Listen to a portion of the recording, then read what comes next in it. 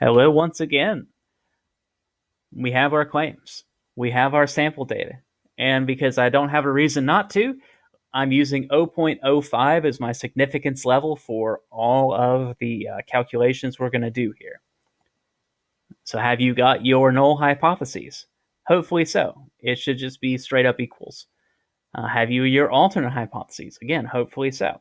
Shouldn't be too complicated, right? One is within. Okay, well that one's a little misleading, but we'll talk about that one.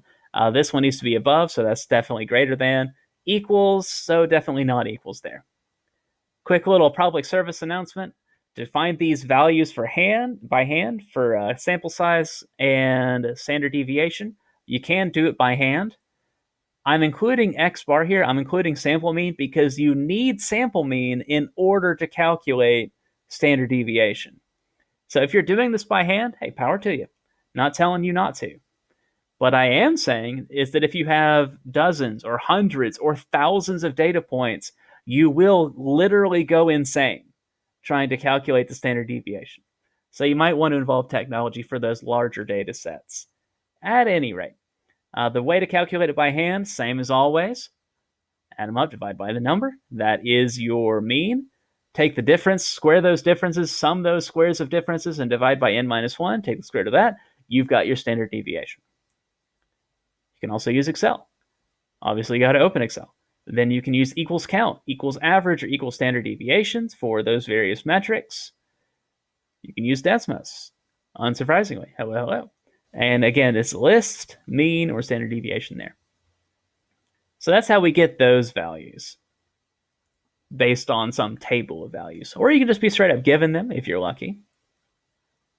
H0, of course, is just based purely on the numbers here.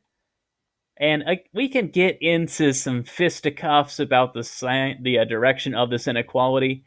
To be within 0.006, well, within, oh boy, right? That's not a great phraseology. So if it were me working as a statistician for some soda manufacturing company, which I guess is a job that exists for somebody, and they tell me that the can width needs to be within that, I'll ask them within that many inches of what, right? Within what?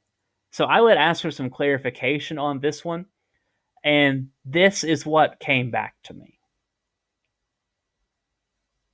And yes, I was expecting you to have some confusion on this one because sometimes your original claim to test is not clear, and you need to get that clarity. The other two, though, are pretty straightforward. Above 4%, well, there's above 4%. Equals 2.5, well, there's equal 2.5, which means my alternate hypothesis has to be not equals to that. So far, so good. Now let's get some test statistics. Again, we can do that by hand. Plugging in and chugging. So I got 20 there as a test statistic for the first guy, and you can do that for the other two as well. Now here's where things get a little hairy compared to the z-score and compared to the t-score even. These are not unheard of. Chi-squared values are a little different. It's a little special, right? This is not analogous to 20 standard deviations away. This is not equivalent to 21 standard deviations away. This is not equivalent to 16 standard deviations away. These are totally different, right? The t distribution and the normal distribution, if you squint, do look pretty similar. Not so for the chi-squared. All bets are off there. So these metrics, these test statistics, on their own don't tell us much. We will need to calculate some p-values. Once again, you got to ask yourself, what kind of test am I running? What kind of show am I looking for here? Not equals to, less than, greater than. You'll use the calculator. It's same as you have. There's another math cracker for those of you who want to use an app there. And you'll get some p-values, and we'll make some conclusions.